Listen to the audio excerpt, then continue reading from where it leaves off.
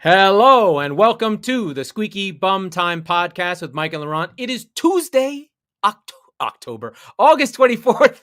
In this episode, Arsenal thonked by Chelsea. United and Liverpool complain about getting bullied, and West Ham are top of the league. But can they stay there? Is Moyes the greatest manager never to win a trophy, Pochettino? But first, Mike, drama in Serie A. Tell us what's happening with your namesake team. Oh my goodness, crazy scenes in Salerno, Italy. US Salernitana 1919's first game in Serie A ever, I'm pretty sure. They played Bologna, they traveled. Now I was at a hotel. I couldn't watch the game. I was tracking it nervously on my phone. They go down a man. Before halftime. Mike, one second though. Yeah. Who is this team and why is it important to you? That's we a good talk question. about the Premier League most of the time. Let's start there. But what is going on with Salernitana? So Salernitana 1919 is literally a team from Salerno, Italy, who went from the fourth division. That's your name. That's my name. The fourth division in Italy, Serie D or Do, to Serie A, the top division. They were promoted last year. They went up 4 divisions in roughly a decade, which is unheard of, crazy. And like I said, they're money. What's that? Is it mob money? No, and I'll tell you how I know that. They're so poor. They're so poorly run that they don't even have an online store. So if it's shocking to me that they've gotten this far. It actually isn't really. If I take a step back and go, if I'm related to any of these people, that makes a ton of sense that they don't even know how to monetize this shit. Yeah, because we're growing this podcast really fast. We're killing it. So this is my second team that I've adopted. I follow them religiously, and this is the second game I got to watch them. Since June. Yeah, since they got promoted. Yeah, I was super excited. I'm in. I'm all the way in. That's great. They won their first Coppa Italia game 2-0. But they started their Serie A campaign over the weekend, and they were going to Bologna, as I mentioned. Now I'll spoil it right off the jump. This game had 3 red cards and 5 goals. It was fucking crazy, right? So the Garnets, as they're known, went down a man right before halftime. They score, and then the other team, Bologna, goes down a man. So they're up 1-0, and they're even 10 men apiece. They give up a goal. They score again. They give up an equalizer to our friend, Marko Arnautovic. I saw that he was playing for Bologna, and I was like, oh, fuck, this is bad. He was the only player on either team that I recognized, by the way. Fucking legend. He's a legend. So when I saw that he was on for Bologna and that Salernitana was down a man, I was like, I would race to try and put a bet in on him to score, but I couldn't. Marko Arnautovic, of course, legendarily, because he's the reincarnation of Primo Princip, who shot Archduke Ferdinand. There you go. We'll get He's like a Serbian nationalist who kill to start World War One. Anytime. That's right. We'll get the war reference out of the week early this week. I like it. So they go down 3-2 late in the game. Bologna takes another red card. Now, shockingly, neither of these were Marko Arnautovic. And what was he doing? I'm disappointed. I know. He didn't even I don't think he got booked at all in a game that was pretty chippy. They had a couple of opportunities. They couldn't make anything of it. So they lost to a 9-man Bologna team, 3-2. And that's no baloney. Hey, so that's how they started their Serie A campaign. I'm sad, but I have been training for this for years, almost a decade as a Tottenham supporter. Right. I am prepared to get hurt again. And I'm going to, it sounds like. They are their first home game this coming weekend against Roma, who is managed by none other than Jose Mourinho. So no matter who you are rooting for Salernitana next weekend because Mourinho is go. What did you say? You said go on, you Salernos. Come on, you Salernos. Garnets is their nickname. So come on, you Garnets. They do. I showed my wife the logo. It has a fucking go faster goddamn seahorse on it. It looks incredible. The fact that I don't have it up makes me sad. Speaking of things that are merch, go buy the Nuno knows shirt. He still knows. That's right. It's on chopsports.com. Where you can find our one piece of merch and our logo. We've got 3. We've got the logo on a couple of other shirts too. Okay. So so there's a couple. Nuno knows is living. And Nuno knows is the main piece of merch that we've got so far. So go check it out. But narrative. This week we've got to sort of set the stage. We have Arsenal playing Chelsea. We have Lukaku, and we have narrative. And what we saw from Arsenal was poor. I had a vested interest in this game as I had Arsenal plus 350 to win at home based on a working, functional Arsenal that has Aubameyang and has Lacazette and has players that aren't 20 years old and wet behind the ears. And when we talked about it on Thursday, we thought that Martin Odegaard would be in that lineup. It turns out that he had visa issues. He was not able to get into the country, much less the stadium. Because of Brexit. So Arsenal lost because of Brexit. Basically. Yep, exactly. That's our narrative. Arsenal lose because of Brexit. That actually would have been a much better narrative. Now, Arsenal came out strong the first 15 minutes. They looked like they were there to play-ish. They had a good, strong pressing. It went decently. But then it just really collapsed once the goal went in. Reece James, and you'll hear about Reece James coming down the wing over and over and over again because that happened the whole game. Yep. And it was a give and go. Sorry, not a give and go, but ball into Lukaku. He knocks over Mari, takes off on him, rushes him off, and gets in front of the goal, scores his first goal. And essentially, Arsenal die. They lose a goal, and they continue to leave Reece James open on the wing. It felt like as you were watching the game that Chelsea had 12 guys, and it seemed that Arsenal could not figure out how to shift across the field to handle the wide wingback play of Reece James. It was laughable. Arsenal were the same again, not really creating anything, and the good things that did happened from Smith Rowe, happened from Tierney, happened from the same places, and the same problems were evident again. Mari and Rob Holding just abused by Lukaku. I mean, I'm not going to make it out like it was really bad, but basically Chelsea were never in trouble. They scored another goal early in the second half, and it really was men against boys. I mean, it was easy, and really sort of it's getting in this weird. I mean, you won't feel this way, but I've been feeling it's kind of sad. Like Arsenal is really in the wilderness. But I was thinking about it. They're kind of getting into like they're getting into the Milan area where it's just like, what is going on? This is like they're just gone. They're in the wilderness now, where they set the record for this season on transfers, and they really didn't bring in a game changer. They did we'll spend 25 cents on these players rather than buying a $1 player. So they spent 125 million pounds on transfers and got 5 guys, whereas Chelsea spent $100 million and got Lukaku. And their net spend was roughly even, by the way, from their loan army and all that. Right. They have, I mean, listen, in terms of how the clubs are run, Chelsea is laps and bounds and miles ahead of where Arsenal is. Arsenal, we were talking about it earlier, at least in terms of Spurs has Levy. He's the consistency. We may not like everything he's doing, but he is the buck stops with me. I've been at this team for 20 years. Yes, there might be disorder now and again, but I'm running this team. I have a plan.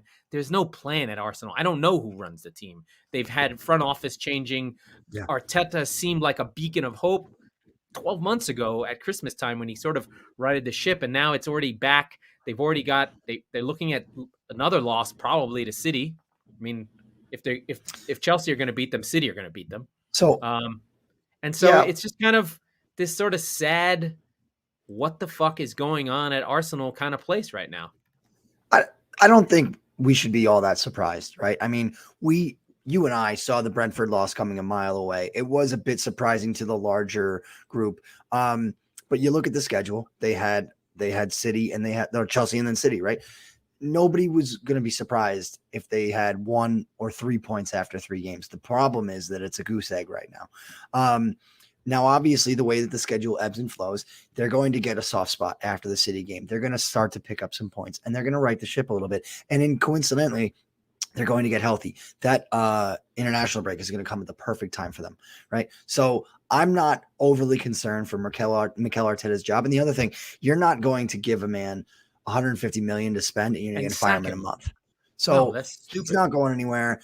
The nature, we talked a lot about it last year. around, crazy overreactions. And frankly, we were guilty of it too. We did a whole No, episode but this where we is were what we talking do. about Southampton. This is the meal, Jerry. This is what happens in football. Narratives take over. That's why I said this is the narrative. The narrative for Arsenal is after 6 games, they're going to be lucky to be 2-4. Sure. Basically. No, yeah, but where we are now in the narrative, right? Because it's all doom and gloom because you got smoked by Chelsea and you're about to probably get absolutely shit kicked by City, where everybody's going to be downtrodden and worried about Arsenal and starting to talk about Arteta getting sacked and everything. And it's an overcompensation to a normal reaction to something that was relatively predictable. Right. And so that's kind of where I look at it and I go, there's a lot of pieces here. We waxed poetically about Odegaard last week. He's not here yet. If him and Smith Rowe give City a fight and they lose 2-1 or 1-0 or whatever, they're still going to be. Yeah, but it's the manner, right? It's the manner. It's like sure. The same mistakes, the same defenders getting blown off the ball. Yes, it's the sameness. It's the where are we going thing. You can lose heroically. Football has that wonderful piece of narrative, right? So Arsenal's next game, but only if you are putting some results together around the heroic loss, right? They have to beat Norwich and Burnley, and I mean exactly have to, right? Because if they go into that North London derby on 0-5 on September 26th, 0-5, and they lose, he's gone, and they lose to Spurs at that point. Yes, at that point, yeah. Well, I mean, if he's 0-5, he may get fired before that game. They won't fire him before the Tottenham match. There's no way, because a win at Tottenham can change your season around, right? And we know that game, that derby, you had a player score of Rabona and get a red card within a half a fucking hour last year. Yeah, right. That game can produce literally anything. So I mean, they do. It is soft, right? It's Norwich, Burnley, Brighton. They'll lose to Brighton. Sorry. They're better. Maybe. Brighton are better. Palace, Villa, Leicester. Yeah, it gets soft after Tottenham, and then they have Liverpool. I mean, not that Leicester's weak, but they should be able to play with Leicester. Yes, absolutely. Right? It's not like a mega force like playing. Chelsea and City are just there. There's levels to this, right? Like it's a Richter scale, and City and Chelsea are like 7s on the Richter scale, but Leicester's a 3, and you're like, oh, okay, I can handle that. And right now, Leicester are better. Like there's teams that are better you should never say Leicester are better. I mean, who would you rather be right now? We're gonna talk about West Ham. Would you rather be West Ham than Arsenal right now? Oh, 100%. Yes. Yeah, they got better players. So one thing I was reading an article in The Athletic, and I think it's really interesting. I think it's interesting that teams are starting to gravitate towards this, but also it's almost more interesting that so many aren't, and that's set pieces. There's so much more bandwidth and attention being given to set pieces, planning for them, strategizing around them, cheeky train. Every time, put it this way, every time you see a free kick outside the box and it's played to a player instead of just whipped in for a header, what's the term? Training ground. They just call it training ground play. Like, yeah, everybody should have 4 or 5 of those, right? Like the annexation of Puerto Rico or whatever the fuck Ted Lasso calls it, right? So, but let's zoom back a little bit. As Americans, in our sports culture, we've been living with the analytics revolution since, Bill James wrote the abstract in 1987. It was nerdy. It stayed underground, really started coming up. When's Rob Nyer at ESPN? 96, 97, 98. So it's been bubbling up for us in our sports and fantasy and all these things. And it's just, not that it just has been hitting. Wenger was giving credit for like the professionalization the Italians were a long time ago in terms of like fitness, but it's really picking up even more with American owners who own other sports teams, that are gamblers owning teams, guys that are analytically inclined are owning football teams. And it's not that the teams aren't analytic based, but this is like the set pieces is the first place that you can control it, right? You have a stoppage, you have a moment. It's like an at bat, right? It has a very clear thing where you can go, okay, when we're on the left and we're between 15 and 20 yards, these are the 5 plays we run, right? Like, so it's football doesn't normally have that, where it's much more flow, it's much more whatever. But this is a moment where you have, like in the NBA, out of timeout plays or set plays. They're literally called set pieces, and I hate It's to give situational. It's a right. third I hate down. to give It's a yeah, 3rd and yeah, 8 or a 3rd and yeah. 15, right? Like Right. it's the difference, right? And So it's much more. They have I've listened to these guys, some of these analytics shows. It is much more American sports style focus, where the coach goes into the dirt and draws up a play, but right. they've worked on it already. But teams didn't even have coaches that thought of this. That's the thing that so I was reading that article in the Athletic. It's really great, and it kind of talks about how Tom teams are Warble, starting to he's very yeah. good. Yes, how teams are starting to leverage this. He shouts out United and your beloved Brighton as teams who hired set piece coaches. Tony Bloom is a gambler. He's Right. a chairman at Brighton. And so I'm just flabbergasted by like I mentioned a minute ago, there are 2 facets of this. These 2 teams are being applauded for kind of being forward thinking and being one of the ones that on the front foot of this. But the 18th, like there's not a set piece coach at every club. Well, there Are you is at kidding me? Liverpool, we know. There is Right. at Brentford, we know, because Yep. Michelin was the one who started it, Exactly. and the guy Yes. from Michelin went to Liverpool. So it's Mhm. been like maybe 5 It's years. but it's And budding. the It's not and the here. It's funny not thing is and expected. I think there are people that knew that, but it was viewed, set pieces were viewed as, if you are a crap team, this is how you can score. David Yes. Moyes famously, and Rio Ferdinand murdered him for it. He was like, we're at United, and David Moyes is talking about we need to get at least 15 out of bounds, 15 corners per game, because that's how we're going to score. I'm like, we're at fucking Manchester United, and he's talking about corners. Yeah. Corners. But Well, to Moyes being on a budget at Everton, yep. yes, corners. Well, and you go rewind it back. You put money on Arsenal plus 350. They should be a team that goes, hey, we're not on the level of Chelsea or on City right now. This is how we can bite back, though. Right? How many times do you see? But this is where the weird stuff goes on, right? This is where the light and dark, the Mourinho versus Pep, the play beautiful football versus pragmatism comes in, where you have, well, that's not our philosophy. That's not what we do. Do you know what I mean? Right. Like, Arsenal can't become 1-0 to the Arsenal anymore. They can't go back to Graham Taylor. They can't go back to Tony Adams and Lee Dixon talking about Graham Taylor tied ropes around us as a 4 and made us practice that way to make sure we move together. Yep. Like, but that was the kind, and they would do it again and again and again and again, to the point that they all hated Graham Taylor, but the heart of that defense became Wenger's defense. And once all those guys left, Tottenham stopped being able to defend. I mean, Arsenal, yeah. Right? So that DNA of 1-0 to the Arsenal lived in the first half of Wenger, and that's what they've lost. Mm-hmm. And now they don't even have that, right? So, right. And they set pieces thing. It would take Arteta to go, I'm not a Barcelona player. I did not coach at Manchester City. So then I'm it's just going hubris. to do it this way. It's just hubris then, because yes. All you've got is effectively saying, this is not how we want to win, so we're not going to even try. Yes. And in spite of that, what you've got is subpar efforts, right? What I'm saying is, look at Liverpool from last year is another good example, where they've got a completely makeshift back line and injuries left and right. You don't have your identity. You're not who you say you are.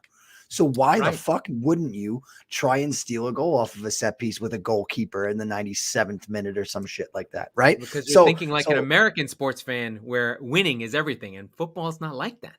I know, but when you're talking about, but the ironic thing about that then is we're sitting here after Matchweek 2 and people are screaming about Arteta out and all that stuff because of 2 losses. So at the end of the day, it actually does come back to the results. Yeah. And the overreaction.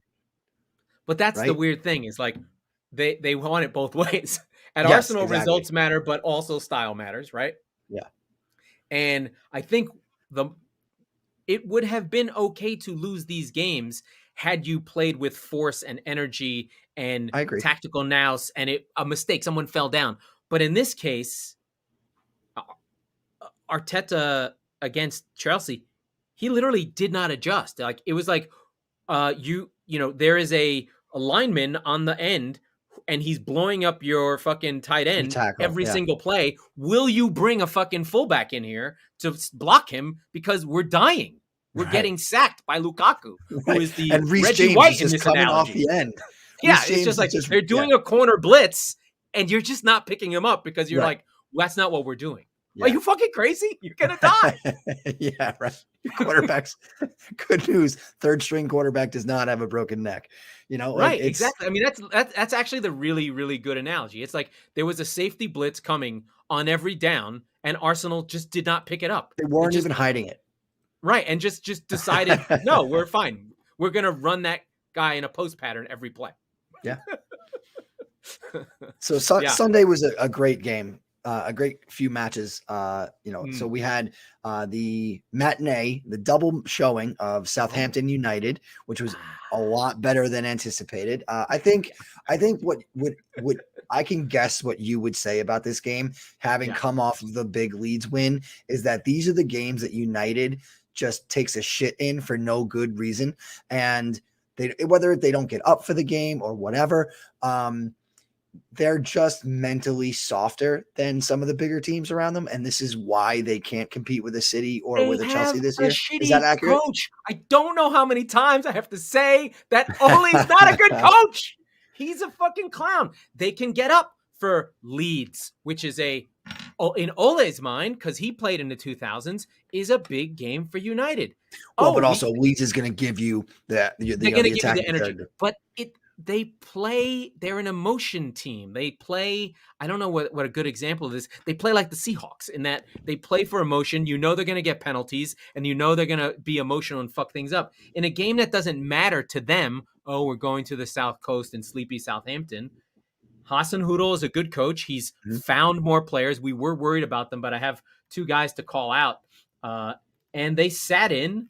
Now, granted, from an XG perspective, United had 1.5 to 0.8. Yeah, Southampton got their goal pretty early on a deflection from Fred, who was half-hearted in his. That was a horrible. Deflection. I mean, there Adams tried to miss, right? Because and there was a little bit, and you wanted to touch on this sort of new refereeing where they let you give you a little shove and a steal, right? Absolutely. And for someone like Bruno Fernandes, who comes from the Iberian Peninsula, where they don't do that, right? In Spain, if you hit somebody, they go down.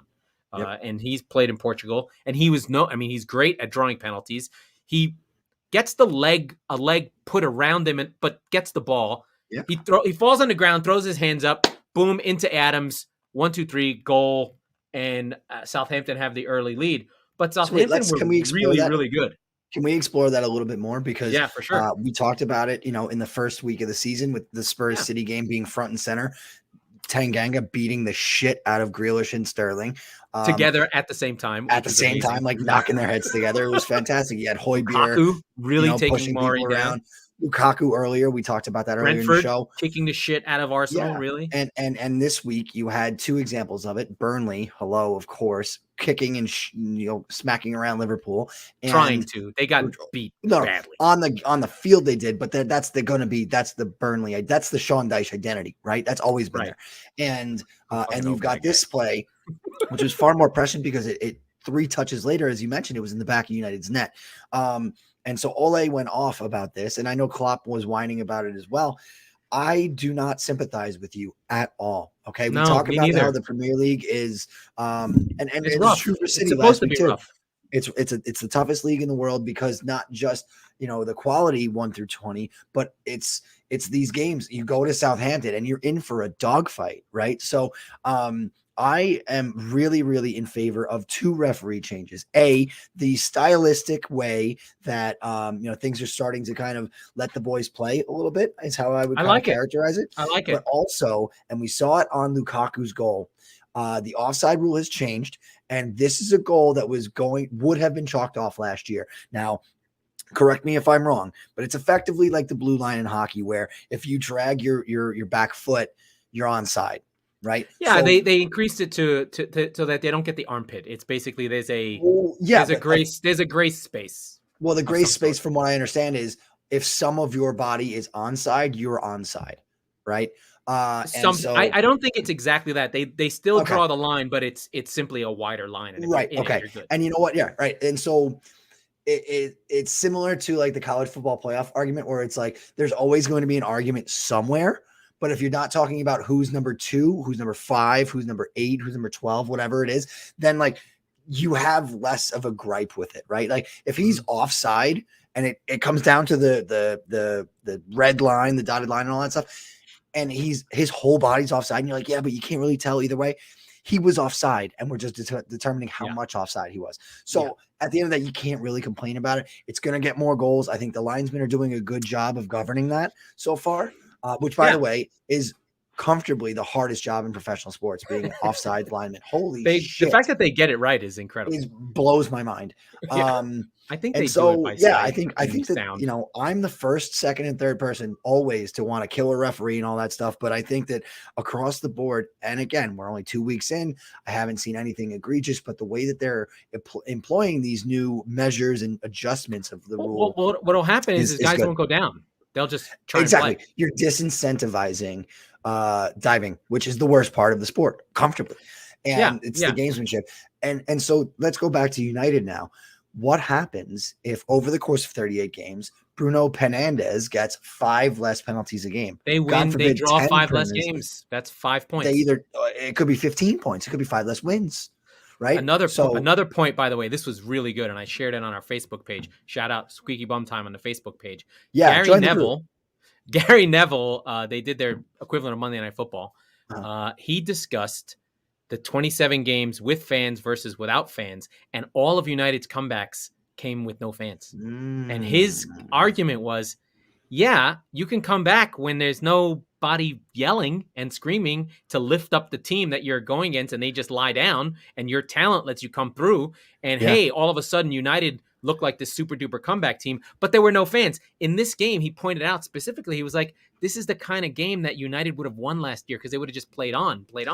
But the St. Mary's crowd lifted them up to try and get their goal, and they almost did. They hit the post. Armstrong missed it, basically. And Micah Richards said almost verbatim exactly the same thing about Tottenham Hotspur Stadium last week, right? Where if you play that game in a bubble with no fans, City's quality shines through.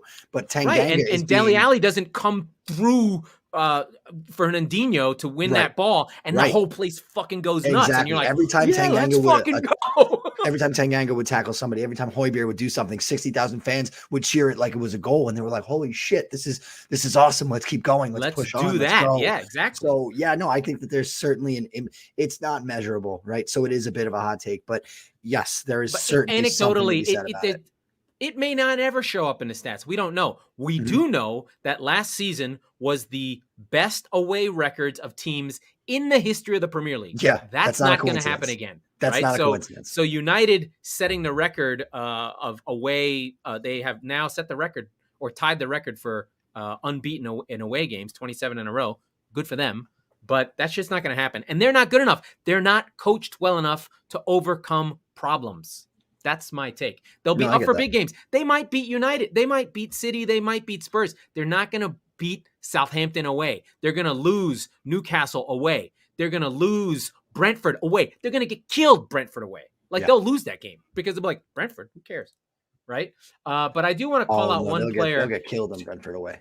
Two players to call out for Southampton that are really big replacements. Mohamed Salisu, who came to them last season but was injured and never played. He's in the Vestergaard spot. He was man of the match. He defended like he led the team in tackles, crunching everything, heading away everything, deflections. And then this kid, Valentino Livramento, on the wing, a 20-year-old, just running everywhere, making good crosses. Part of the Chelsea loan machine. They have so many good players. They're literally funding all the good players. He's basically a Tyreek Lamptey type, which means I have to fall in love with him. But he's not 4'3". But we'll keep an eye on him. And, we're going to give I go back to it. I was worried Vestergaard left. I didn't know what was going on with Southampton. And now you see 2 players after one big game, and you're like, Hasenhüttl, you fucking German bastard. He's pumping. He looks great. He's big. God, his Cro-Magnon brow is Cro-Magnoning.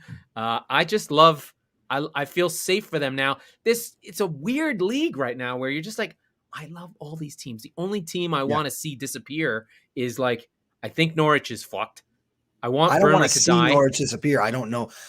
we can get into them a little bit later in the show, but I don't want to see them go down. I would never ever root against a team that comes up and goes, "Fuck it, we're gonna go for it." Similar to they're like a shit Leeds, right? They're just not psychotic Leeds. They're yeah, but they played Leeds. really. We'll cover them in a minute, but I do want you to get your Wolves, get your Molyneux Nuno knows takes in. Well, let's talk about that in a minute. Spurs won. Wolverhampton Wanderers. Yeah, we're going to get to that in a second. But before we do, I want to talk a little bit about, I was very grateful this weekend. I was spending a lot of time with some friends and some future family and all that stuff, and at a really fun wedding. So I was feeling very grateful. And it reminded me of just the kind of family atmosphere that our friend Joe at Attitude of Gratitude Consulting kind of harvests and harbors with his clients. We talk about him on the show all the time, how he really does a good job of making sure that, you're avoiding financial pitfalls and being a little bit smarter about things. But the way that he goes about this is warm, it's welcoming, it's disarming, right? So a lot of times you could really be have quite a squeaky bum when you're talking about finances, right? But you can feel confident in talking with Joe. He's a family man, and he just makes sure that he has that shine through in everything that he does and talks about. So give him a call, get a consultation, and talk a little bit more about what your situation's going through. And he's a guy that can be really, really flexible and help you find ways to kind of accomplish your goals. So do yourself a favor. Go to www.attitudeofgratitudeconsulting.com, mention Chop Sports, and he'll take great care of you. So I wanted to get him on full blast there before we went into Wolves and Spurs. I was hanging out with, like I mentioned, a few friends. All the girls were in the wedding, so we just got to hang out and drink beers with the boys and watch the match. I made a new friend who I think I'm going to try and have on the show soon. His name is Eric Figo. He is Portuguese. He is handsome. He's been to, I think, 6 Champions League finals. He worked for MLS for a while. The dude is really impressive. He's really cool. And he's Portuguese, so he's a big Wolves guy. And he loves Nuno. And he loves everything about them. So I was telling him about the Nuno nose shirt. He's like, all right, it's pretty dope. Like, I kind of think it sucks that he's not, Wolves coach anymore, but guy knows his shit. And we were having Wolves is basically Portugal. They are Portugal, right? Like they're basically they're not Ronaldo Portugal. That's it. Right. But yeah, it was, I didn't know what to expect. I thought that because Nuno wasn't there anymore, I thought that he was a lot of the sort of, I said this on the preview show, like a lot of the dog in the fight. And that wasn't necessarily the case.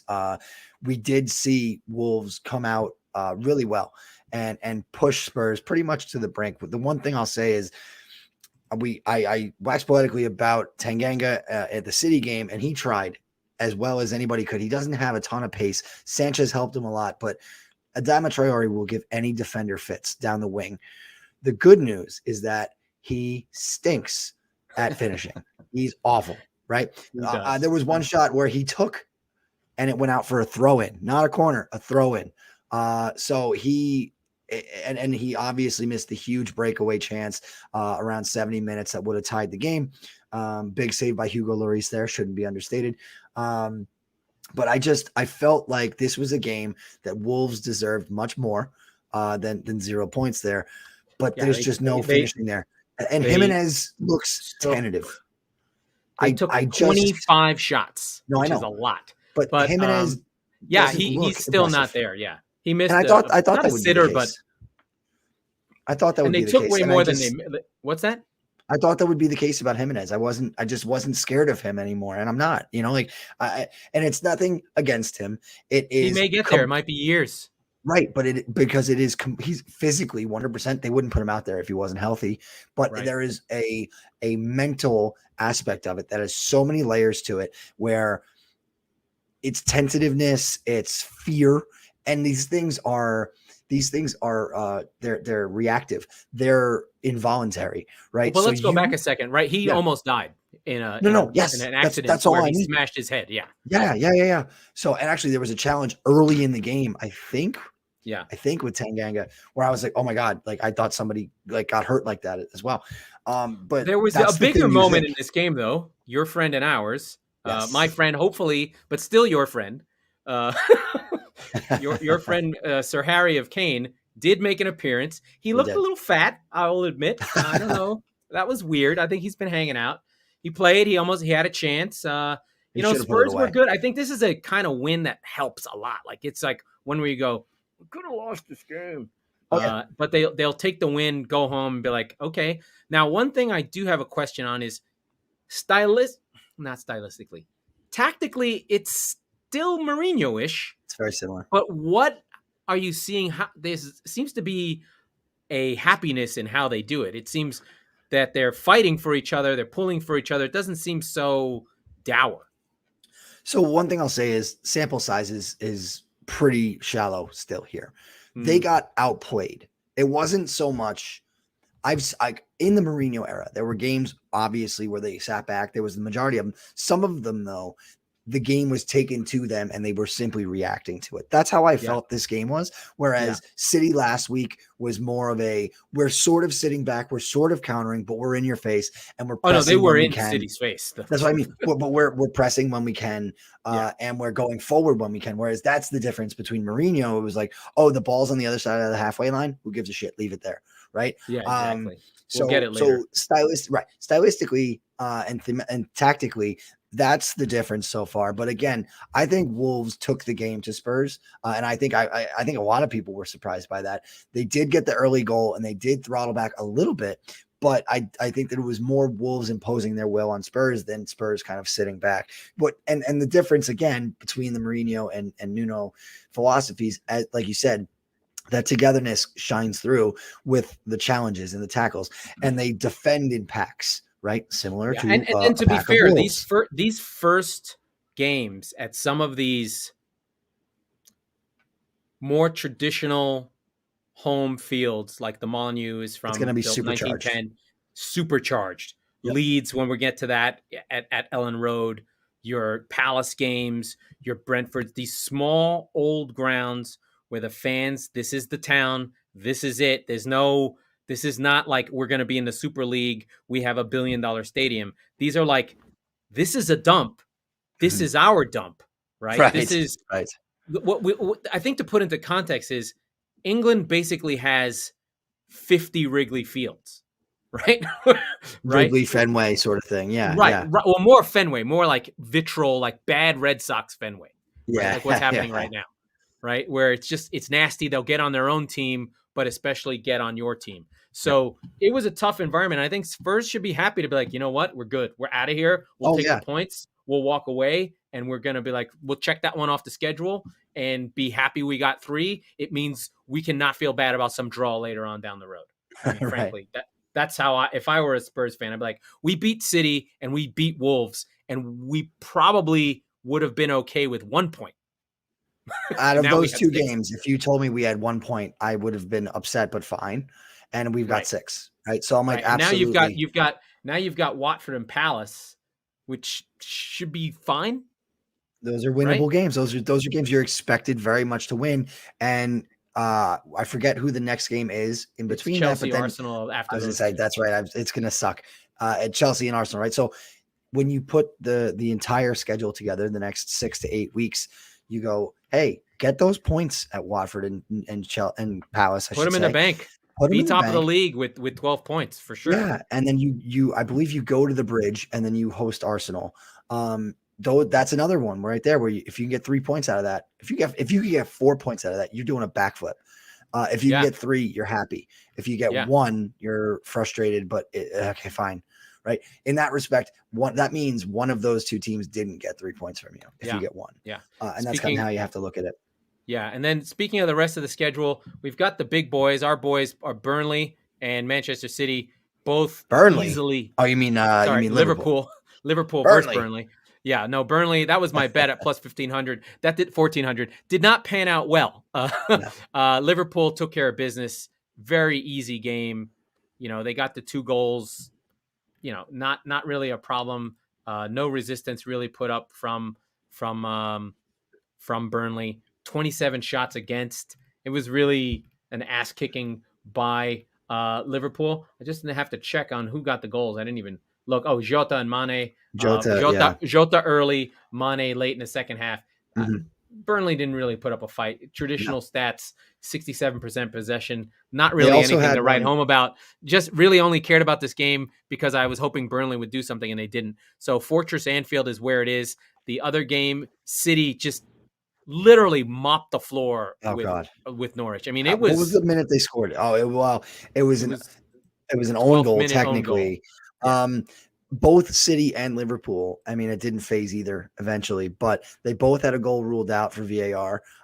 City for a foul, Liverpool for offside. But that was a moment where you went, is the door open? And then both teams resoundingly said, fucking no, it's not. Okay. Yeah.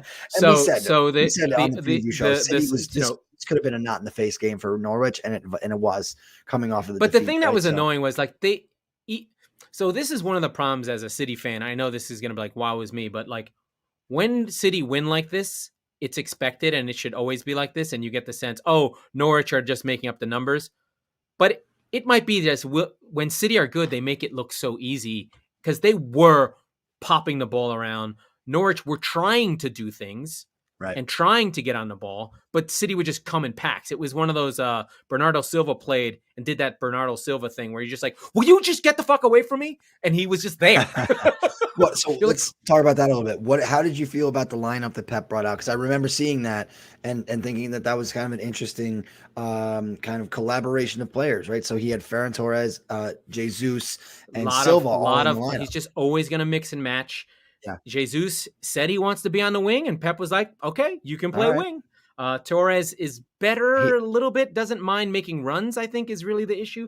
And Jesus Torres comes out for Foden, right? Foden comes in for Torres. He will eventually. Yeah. But Laporte came back in, just a better pairing, just a better player than Ake, and moved the ball and scored a goal late as part of the grouping. When Walker's in, we've talked about Walker a million times. Jesus and Walker were popping it around. It was like this version of Walker where he's offensive and can pass.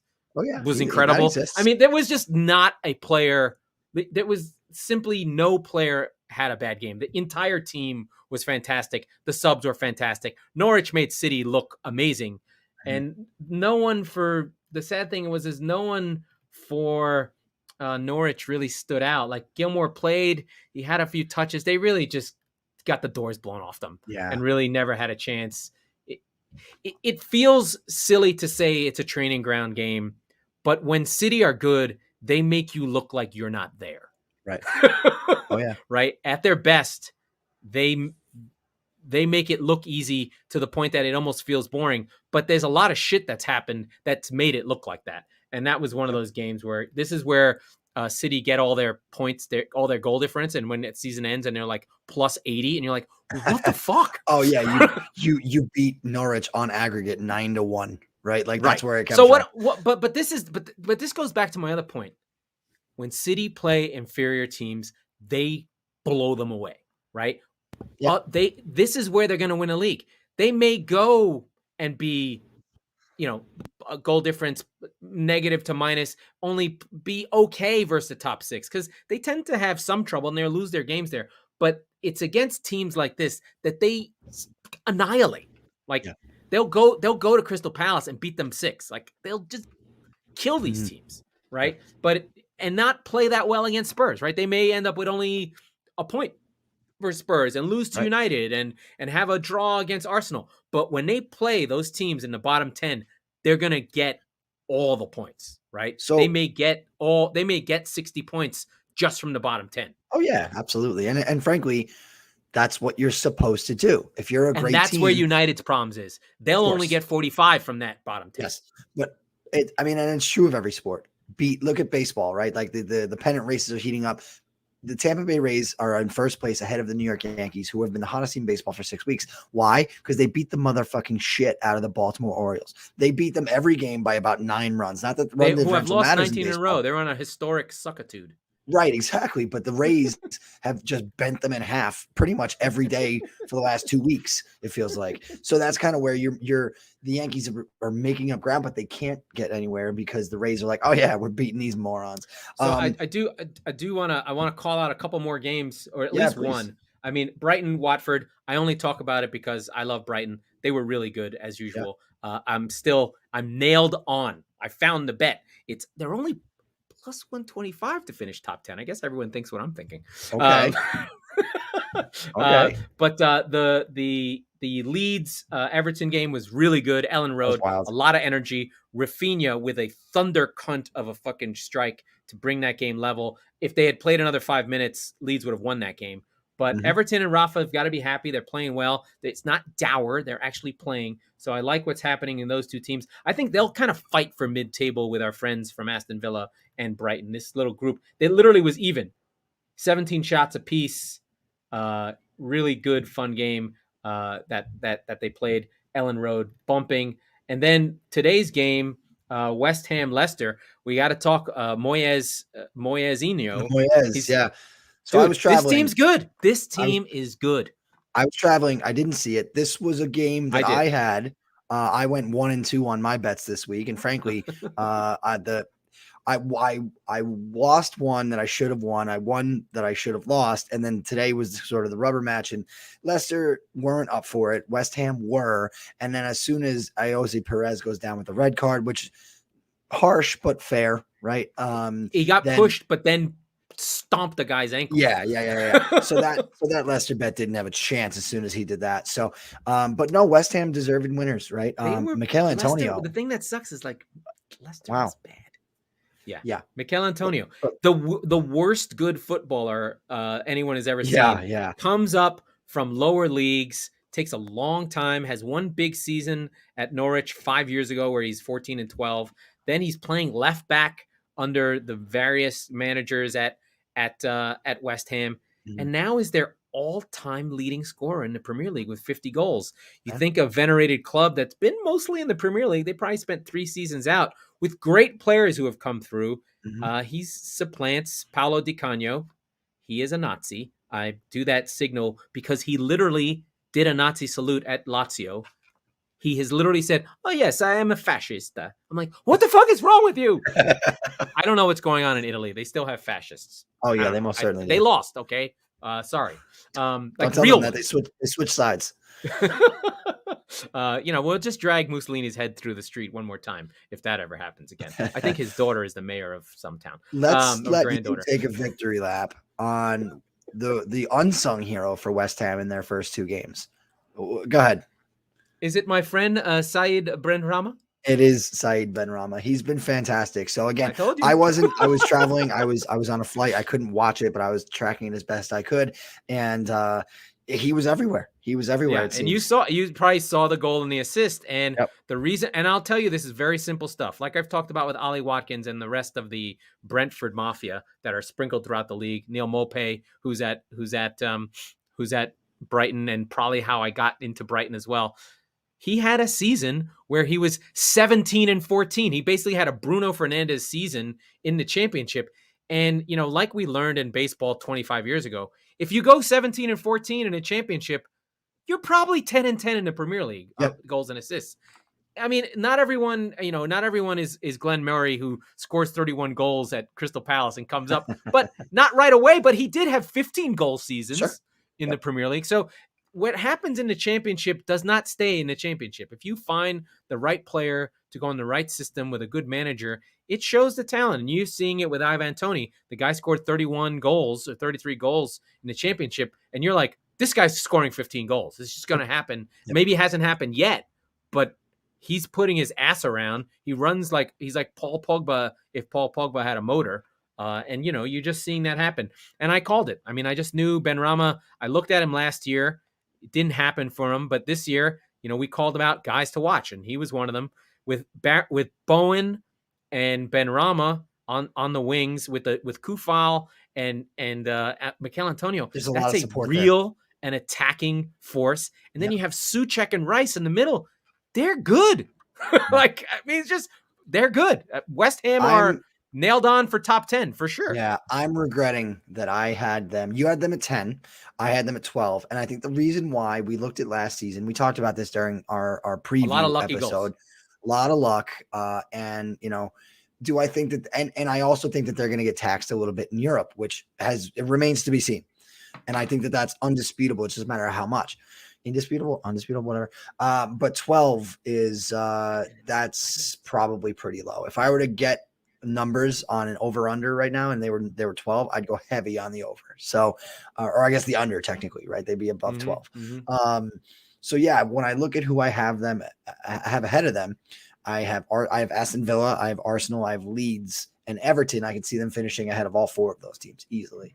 If my Southampton hits, that's just that was just like I needed someone to fill in 12. Yeah, I just didn't believe in Everton. I knew that West Ham were better. 2 weeks in, we're already regretting our previews. Oh, it's and fine our if I get Arsenal in the top 6, that would be a shock. That would mean that Arteta is a genius. Yeah. But yeah, that's a lot of the games. We covered almost all the games. I don't think we missed one, and we've got my bets. I went oh-fer for all of them. I showed I put the money in, it happened. None of them were close. I was happy to see Brighton and Watford. I would have liked to see Brighton win. Arsenal never even showed up, and Burnley were just annihilated, like I said. I'm going to go on another minute. I am over Dyche. I see these other teams that come up and have progressive attacks, and you look at the lineup for Burnley. It's the same fucking 11 guys for 5 years. It's like, okay, don't give me this. What are you doing with the money? Are you buying players at all? Is there an academy? Like, people need to start asking questions. Like, okay, Sean Dyche, you want to win with your 11 guys.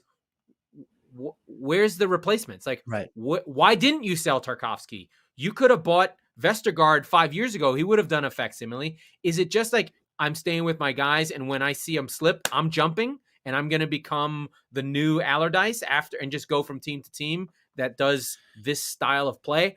I just don't buy the cry foul. Like, there's ways to do this. Like, he's living on sort of like, what would be the like defensive, like a Dave Wanstead kind of, I don't know. I'm trying to find a good NFL analogy of like a hardcore defense guy who keeps getting jobs but actually sucked and just like kept teams at 8-8. Is there like Eric Mangini kind of like, who the fuck? Get out of here, Patricia. Old Parcells. Okay? Yeah. Well, Parcells was actually good. But old Parcells. Yeah, old Parcells was not good. Yeah. I don't know. I don't even want to give him that much credit. This is like a guy who makes the playoffs and loses the first game every year. Right. It's more like, it's Rex Ryan. He's Rex Ryan. Sean Dyche is Rex Ryan.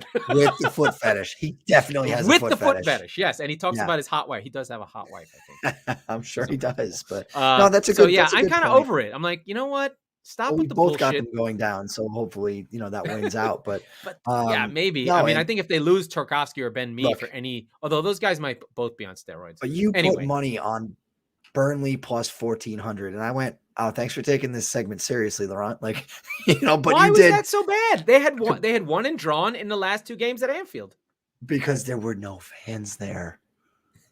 Right? Like, we talked about that, but no, I never thought that they really had a shot, and I would have gone, just because I hate Liverpool, I would have gone with like minus a draw. Liverpool +2. I'm sorry, Burnley +2. Then that changes things, right? Like okay, that actually, I mean, that would have been a well, these are my first bets ever. I spent my first $30 on Bet USA. All right. Well, we're gonna get better. We're gonna keep the record going. You're 0-3 right now.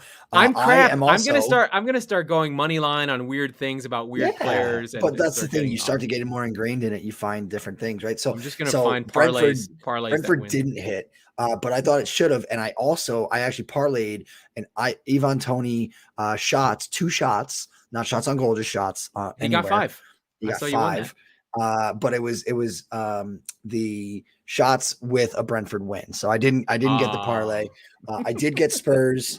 So you didn't lose money. You're in. I'm even. And I didn't bet on Leicester because I was traveling today. So I got lucky. I dodged that bullet. So I'm even for the weekend. Well, we will do more. We will definitely do more on Thursday and pick this part of the show up. Yeah, absolutely. So let's get out of here. Okay, that was the Squeaky Bum Time podcast with Mike Salerno and Laurent Cortines. We are the football wing of the Chop Sports Network, where we chop it up. See that? We record on Tuesdays and Fridays, so be sure to subscribe wherever you get your podcasts so you never miss an episode. And if you're listening on Apple, please rate and review the show. It makes a huge difference, and we need you more than the French needed a Maginot line.